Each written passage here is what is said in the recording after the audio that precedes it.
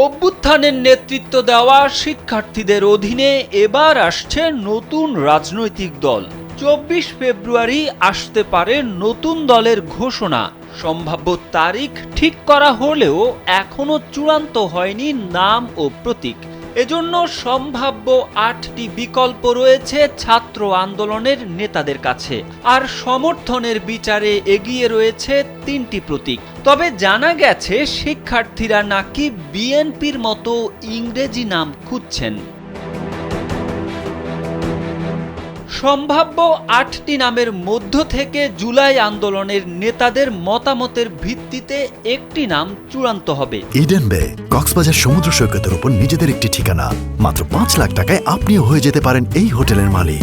এগুলো হলো বিপ্লবী জনতা সংগ্রাম পার্টি, জাতীয় বিপ্লবী শক্তি, বৈষম্য বিরোধী নাগরিক আন্দোলন, বাংলাদেশ নাগরিক দল, জাতীয় নাগরিক কমিটি, ছাত্র জনতা পার্টি, জাতীয় জনশক্তি পার্টি ও জাতীয় নাগরিক শক্তি। এই নামগুলোর মধ্যে আবার জাতীয় বিপ্লবী শক্তি, বিপ্লবী জনতা সংগ্রাম পার্টি ও বৈষম্য বিরোধী নাগরিক আন্দোলনের পক্ষেই বেশি সমর্থন রয়েছে বলে জানা গেছে। তবে একটি সূত্র জানিয়েছে এই 8 নাম আর বিবেচনায় নেই। বাংলা ইংরেজির মিশেলে একটি নাম পাবে শিক্ষার্থীদের দল, কারণ তাদের আন্দোলনের প্রতিটি কর্মসূচির নামই ছিল ইংরেজিতে। এ কারণে দলের নামও ইংরেজিতে করার কথা ভাবা হচ্ছে। এদিকে নতুন দলের নির্বাচনী প্রতীক কি হবে তা নিয়েও চলছে জোর আলোচনা।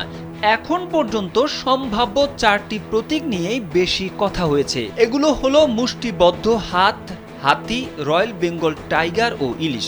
এর মধ্যে ইলিশ বাদে বাকি 3টি প্রতীকই বেশি সমর্থন পাচ্ছে বলে জানা গেছে।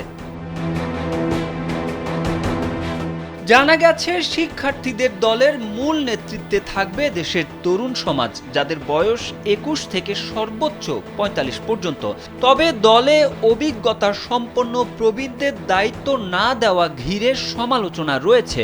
সমালোচকদের যুক্তি, যে কোনো সংগঠন কিংবা রাজনৈতিক দলে অভিজ্ঞতা গুরুত্বপূর্ণ ফ্যাক্টর হিসেবে কাজ করে। নতুন রাজনৈতিক দল আত্মপ্রকাশের উদ্দেশ্যে জাতীয় নাগরিক কমিটি ও বৈষম্য বিরোধী ছাত্র আন্দোলনের নেতারা এরই মধ্যে দেশের জেলা ও উপজেলা পর্যায়ে 4 শতাধিক কমিটি গঠন করেছেন।